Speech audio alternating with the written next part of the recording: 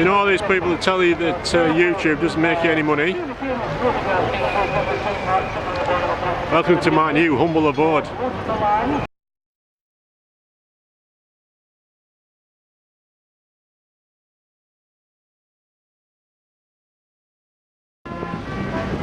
Yeah, Richard Minispace was taking the piss out of my workshop.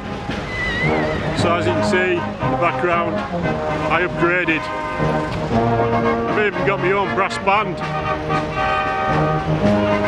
Right, welcome back to the videos from the relative comfort and warmth of the VTech Clubby Estate.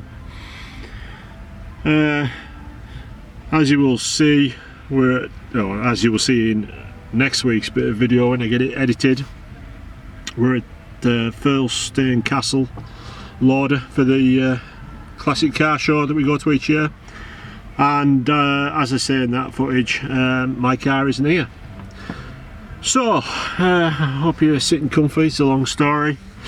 Grab a brew and let's work through what has happened, what's gone wrong, what's been done to fix it, and what's next on the list. Right, so we start off maybe 2 weeks ago now, I think it was. I got everything put back together, all those final jobs done that I think I mentioned on the previous video, and I came to the stage where you want to do your final setting up and try and start the effing thing. And no matter what I did, I couldn't get any fuel through to the plugs, and the fuel pump was making some awful noises. Normally you hear it whine and then dump fuel back to the tank, but all it was doing was making some horrible whiny noises at the start and then juddery type noises, and it just wasn't happy with itself. So I immediately thought that the fuel pump was dead. It's a Walbro 255 that's been in there for what, 5-6 years now, basically since I built the car, because the first original MPI fuel pump died. So I ordered a Walbro replacement pump. There's some pictures coming up of me of the parts just as I was fitting it, and obviously we hoped that that was the end of it, but it wasn't to be. So I spent many an evening getting elbow deep in petrol, as you normally do, changing the fuel pump. And we got it connected up, and it did sound better straight away. I made sure the tank was full so it wasn't sucking anything dry. I turned the actual fuel pump round this time so that the sock filter at the bottom of it was pointing the other way, away from the fuel level sender, so it wasn't catching, which I think was the problem last time with my fuel gauge not working properly, because it was catching on the pump somehow. But anyway, pump was in, working, sounding better, but still there was no fuel at the front. So then what we did, let's alter that setting. Then what we did was take off the fuel rail connections and try blowing some air through the fuel rail, just in case it was blocked. And there was no air coming through. So obviously we were sitting there thinking, well, what the hell is going on? So fortunately, Richard Minispace had kindly sent me that other fuel rail and a plenum chamber. So we tested that fuel rail and we were able to blow compressed air through it without any problems. So Christopher deduced that the fitting into the new fuel rail that we'd got off eBay maybe 15 years ago from Steve Harris Motorsport was faulty, and it was probable that the hole, you know, the fitting had been welded onto the fuel rail but the hole hadn't been drilled. And he was right. And in the next couple of pictures you'll be able to see the difference between the fuel rail that was drilled and the one that wasn't, and how much deeper the hole was obviously in the one that was working. So what I did was I drilled it out to I think it was 6mm. That was the biggest drill bit that would fit down the middle of it, and there we go, air was flowing through it properly. I put it back on and immediately I had fuel at the plugs. Okay, so we had fuel coming through at last, which meant I was able to try and get it set. I checked the fuel pressure because I'd messed about with the regulator trying to see if that was at fault, but it wasn't. As I said, it was the fuel pump. So then I could try and start it, and it did cough and splutter a tiny little bit, but obviously all my settings were guesstimated. I didn't know what the fuel was supposed to be at compared to what it was before, because now I was on batch injection instead of sequential. I had bigger injectors, so many variables, their flow was different. So over the next probably week I messed around trying to get it all sorted of an evening after work. What I did have to do was massively adjust the MGZT throttle body and open up the idle screw quite a lot. The only problem with that was it was really bad to get at, a real pain, as I'm often heard saying on these videos. So I finally got it to idle, but the problem was that it was absolutely chewing the hell out of my belt, and as time went on it got worse and worse and worse. And right at the end of last week when we went on the Thistle run, I tried running it in the morning, on the Saturday morning before we went off, and the pulley, the idler pulley, the specialist components one that's at the front was a supercharger, came loose, flew off into the fan and made mincemeat of the fan, and it's now a bladeless fan, a special design. Bits of plastic went absolutely bloody everywhere, all the way around the engine bay. Some of the bits flew out of the garage, they went that far. So it was pretty much a case of sod this, nothing more I could do at that time, because obviously we were going on the Thistle run in an hour or two, and shut the garage door and left it. And on the way up the road to Glasgow, I ordered some new fans and replacement parts so that I could sort that when we come back. Yeah, so what I did was I posted those pictures up on the internet of the wreckage, shall we call it, and you'll see them next. Then immediately people looked at the photographs and said, has that bolt sheared? Which obviously John at Specialist Components saw as well, although he didn't comment. And it was obvious when he thought about it that the bolt hadn't sheared, because it was a M10 bolt. It isn't even really a bolt, it's a machine fitting. And I thought that the end of the bolt, as we're calling it, on initial inspection had sheared because it had a weird taper on the end of it, as though it had been twisted off. But that's because it's been made in a lathe, not because it's a proper bolt. The end of the threads did have a little bit of damage, but that was solved by just running a thread cleaner down them. So what I did was I put loads of Loctite on it, whacked it back in, and I also did the bolts that hold the supercharger bracket in place as well, because they weren't very tight, even though they had a spring washer on them and were tight when I put them in. All the vibrations that were in there was starting to make it come a little bit loose, so everything got Loctited securely and it hasn't moved since, touch wood.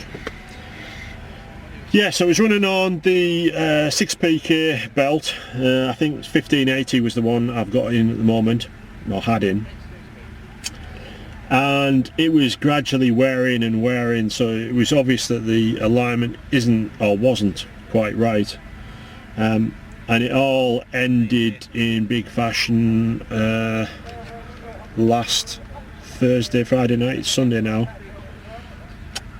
and it just continued to wear massively until it was down to the cords on one side, and I realised that it was because the alternator wasn't in line properly and it was sticking too far out towards the inner wing. And as the supercharger belt was coming up from the pulley, it was at an angle, if you can see my hand waving here, it was at a funny angle, and it was just wearing on one edge of the belt, and that is the edge that just wore through. There was a little bit chaffing on the ends, on like either side of the belt, just as it was finding its way around the system and catching on probably the timing wheel where I'd put that trigger wheel on. It was probably catching on that a tiny bit, but that pretty much just wore a tiny little bit, then stopped, so I wasn't worried about that. But the main fact was the belt was out of position. The alternator needed a massive amount of adjustment, so I ended up moving the main body of it about, or the main mounting point for the main body about 10mm to the left as you look at it in the engine bay, and that gave me room to put some washers in there to act as spacing, so I could space it left and right as I needed to get it exactly where I wanted it, above that pulley. And obviously, as that belt was absolutely knackered, I went to the local parts specialist on Friday morning, and I ordered a 5 rib belt as opposed to a 6. Okay, back on the video. Lost my train of thought there because I had to talk to somebody.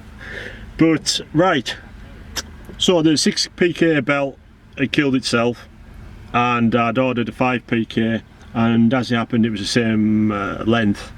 My thinking behind the 5 PK as opposed to the 6 width was that bodgy pipe that I've got at the back of the engine bay for the radiator, the 6 was very, very close to touching the rubber and the hose clamp, if not touching it. And I thought if I put a 5 on and put it towards the outside edge, it'll give me a little bit of clearance that I need, and therefore there wouldn't be any rubbing issues. So that was Friday. I got that. So yesterday I set to fitting that. It was probably Friday night or yesterday morning, I can't remember now. I set to fitting that. It was really, really hard to remove the 6 PK belt because it just didn't want to twist and come out of the gap available. And then I realised, what the hell was I doing dicking about trying to get that out of there and failing? I could just cut it. I didn't need it anymore. So chopped that belt, pulled it out, chucked it away. Well, I've kept it for safety, so I'm going to use it for measuring, and fitted the 5 PK one in about 5 minutes, because the extra narrowness of the 5 PK belt meant that it fitted in all the little gaps and nooks and crannies when you're fitting the belt when you've got a side mounted radiator, whereas the 6 one was having to try and bend on itself to get round stuff. The 5 one was just dead easy to fit. So I got that on and I got it running yesterday afternoon, or sort of yesterday dinner time, and then yesterday afternoon drove it out of the garage for the first time, so it was under its own steam. Did some more tweaks on the fueling because I had run it a little bit in the garage, but problem with running it in the garage is the carbon monoxide alarm we've got in there goes berserk, surprisingly. And obviously it's a lot nicer to have it running outside, and I could check for oil leaks as well, oil and water leaks, because I had a water leak from the dry deck fitting that I'd put in. The first time I did it, I had a slight weep from the actual alloy fitting going into the head, and it turned out that there was a little bit of burr on the aluminium where I'd filed it and stuff, and it wasn't seating properly. And then the second time I put it back together, the bottom retaining bolt, little M5 bolt, was leaking water past it. Even not under pressure, it was just drip and drip. So I fixed that, drove it out of the garage. Everything was working as it should. It sat there and idled, not too bad after tweaking the fueling a little bit. I did drown the plugs originally because, as I've said, I'm still guesstimating on all the fueling figures and the cold start enrichment and all that usual sort of stuff that I like to play around with. So that'll take a bit of time. But yeah, the main part is that it did fire up and start yesterday and drive out the garage. The only issue that I've got now, I suppose is possibly really the remaining issue, is that the alternator bracket that I've got that arches over the back of the engine bay, it was flexing too much, it was too thin. I've made an alloy retainer at the front from the thermostat housing back to that bracket to stop it from rocking, because it is only fastened on those 2 bolts or studs that hold the exhaust manifold in place. So that gets rid of any backwards and forwards movement of the whole assembly, but the arch, as we'll call it, was wobbling from side to side, and it was causing the alternator to squeal, the bearings to squeal as the load varied on the alternator. So what I did was I've doubled up on the size of that. Last night I started making that, and it's nearly done. And if we can keep awake tonight, I'll go back out to the garage when we get home and get that finished off. I've got the two parts clamped together, bolted together as they need to be, and I just need to make sure the two halves are the same shape, and then it can go back on the car, alternate can go back on, blah blah blah, and that should stop my alternator from wobbling about. And apart from sorting the mapping, we're good to go. There is a tiny water leak from the right hand side somewhere, and I cannot see where it's coming from. There's that much crap in the back of there and I can't see it. And maybe just have to try just a slight nip on all the hose clamps that are in there for that bodgy pipe. I have had time to think when I've been driving about and whatnot that I've got a better way of doing it now. Instead of having one long drive belt doing all that malarkey and through that extra pulley and all that, I'm going to see if I can get a water pump pulley with an extra 5 teeth on the end of it and use a separate short belt running off the water pump pulley back to the alternator, because there's room between the fan cowling and the cylinder head. There is a straight shot at it there, and then use a shorter run of pipe around the supercharger, water pump and everything at the front. But it does mean I'll have to add in an extra pulley to provide tension for that part, but that's the plan. But plan number one is to get it running and driving by like Monday night, because I'm going to be away for work Tuesday, Wednesday, back Thursday, and then next Sunday rather is Bella Auto Supercar Show over in the northeast, and I want to take it to that. So when I am home I'm going to have to get out and do some mapping, but it's like this close from being done.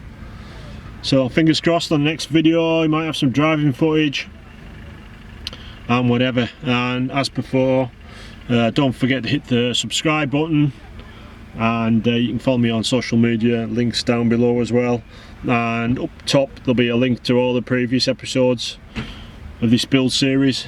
But home stretch now, I think.